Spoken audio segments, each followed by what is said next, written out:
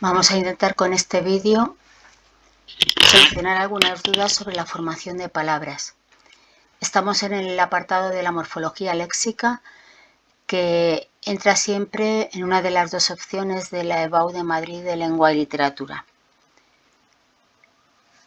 La morfología léxica tiene como objetivo estudiar la estructura de las palabras y las pautas que permiten construirlas, y se distingue en ella entre la derivación y la composición, que se realizan a partir de bases léxicas. En la morfología léxica detectamos dos procesos de formación fundamentales que se subdividen a su vez en otros. En este esquema lo podéis ver con atención.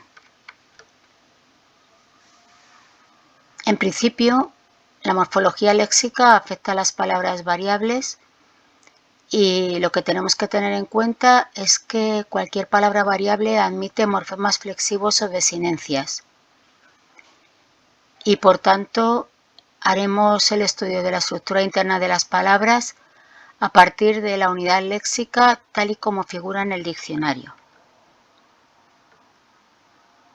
Cuando tenemos que analizar la estructura interna de una palabra derivada, ese es el primer paso. Y una vez que pensamos en la palabra tal y como vendría en el diccionario, ya podemos delimitar los morfemas flexivos. En segundo lugar, vemos cuántas unidades de análisis existen en la palabra. En tercer lugar, identificamos la base léxica. A continuación, señalamos los afijos derivativos y separamos o diferenciamos por su colocación los prefijos de los sufijos. Los prefijos no cambian la categoría gramatical de la palabra base, pero sí lo hacen los sufijos, y entonces hay que indicar la formación que realiza el sufijo sobre la base.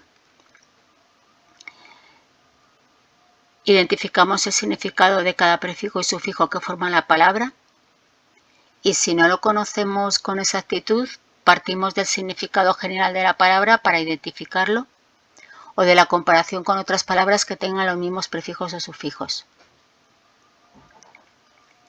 También analizamos los morfemas flexivos y, por último, establecemos como conclusión la categoría gramatical de la palabra, sus accidentes gramaticales, e indicamos el proceso de formación, derivación, composición o parasíntesis. Aquí tenemos un ejemplo de una palabra con 4 unidades. La primera unidad es un morfema flexivo que no forma parte del término tal y como aparece en el diccionario.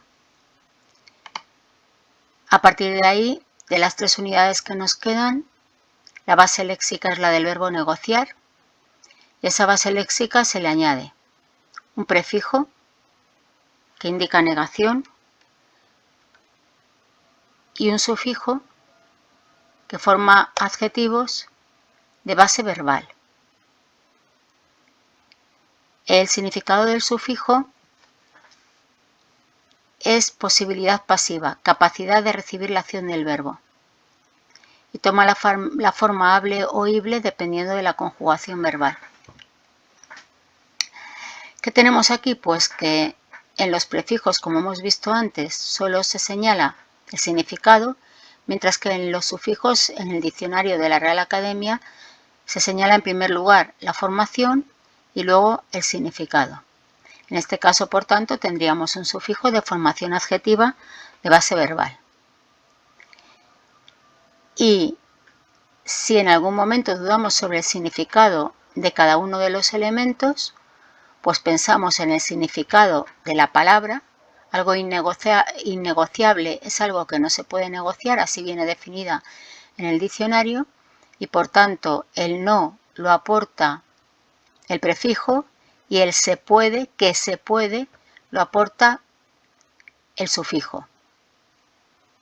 Aquí tendríais el resultado de los elementos separados y aquí la conclusión final. Y esta es la práctica tal y como nos la piden en selectividad, donde podemos esquematizar cada uno de los elementos, o bien podemos hacer una pequeña redacción en la que demos cuenta de estos. En el caso de los prefijos recordamos solo del significado, y en el caso de los sufijos también habría que incluir antes del significado la formación. También se puede indicar la formación después de la palabra derivación, aquí al final. Cuando a la base léxica o raíz se le añaden de manera simultánea un prefijo y un sufijo, que muchas veces no tienen significado en sí mismos, se crea una palabra parasintética. La base es un sustantivo o un adjetivo y la formación siempre es verbal. Es decir, que lo que se crea por parasíntesis son verbos, sobre todo de la primera conjugación. Una vez formado el verbo parasintético, pues lógicamente admite la adición de prefijos o sufijos.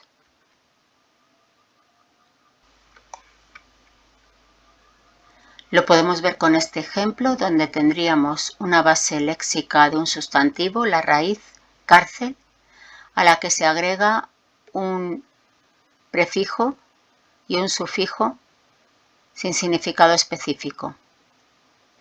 Sabemos que ar es sufijo porque al crearse un verbo a partir de un sustantivo, lógicamente esa creación solo la puede hacer un sufijo.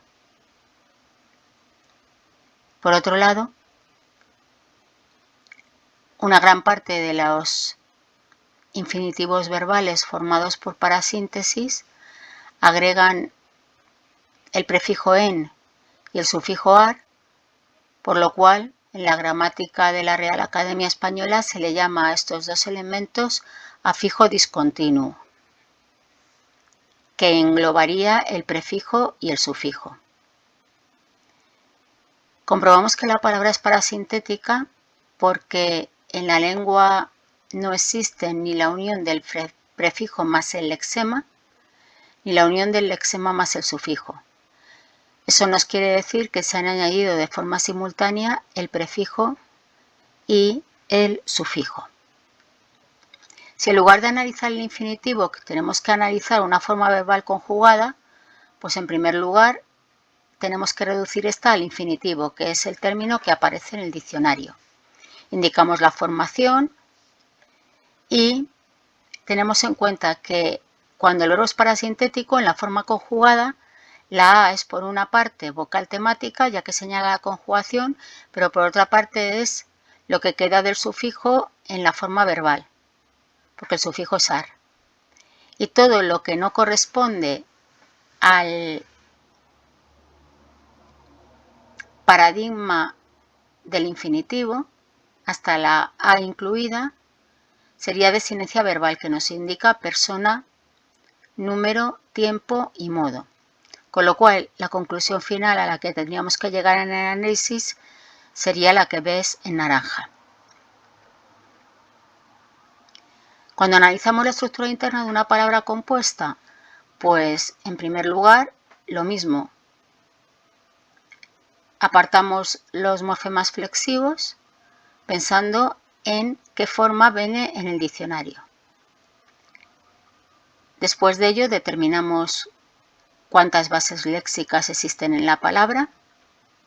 En tercer lugar, diferenciamos si esas bases léxicas son palabras que existen en castellano o voces griegas o latinas que no han llegado a formar palabra en castellano. Estos elementos se denominan elementos compositivos.